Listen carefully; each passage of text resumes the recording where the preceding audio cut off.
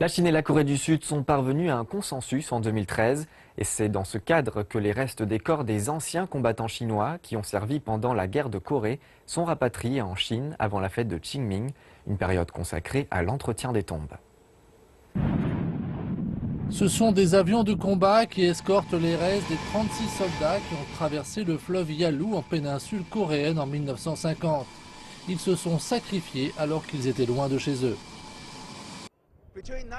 Entre 1950 et 1953, plus de 180 000 volontaires chinois ont combattu le long de la RPDC et ont perdu la vie sur le champ de bataille face aux soldats sud-coréens et américains.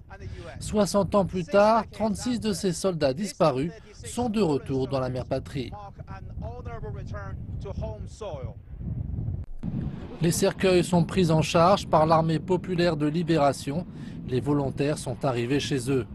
Cet épisode constitue la troisième vague de retour des corps de soldats, un retour débuté en 2014. À ce jour, 541 corps ont pu reposer en Chine. Tous ces soldats ont été inhumés au cimetière des martyrs de Corée à Shenyang.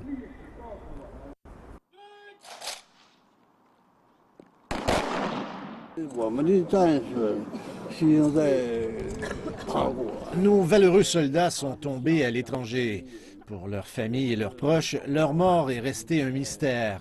Ils sont finalement rentrés à la maison. La plupart sont anonymes. Les scientifiques ont travaillé à leur identification en étudiant leurs uniformes et leurs munitions, mais ils ont souvent échoué à rendre leur identité à ces soldats décédés. Un aléa qui n'a pas dissuadé les Chinois de leur rendre hommage. C'est triste qu'ils ne soient pas présents ici aujourd'hui pour être témoins des grands changements économiques et militaires auxquels la Chine est parvenue. Si c'était le cas, ils seraient enchantés. 63 ans après l'armistice, l'héritage de la guerre plane toujours au-dessus de la péninsule coréenne. Son impact dans la région est également toujours présent.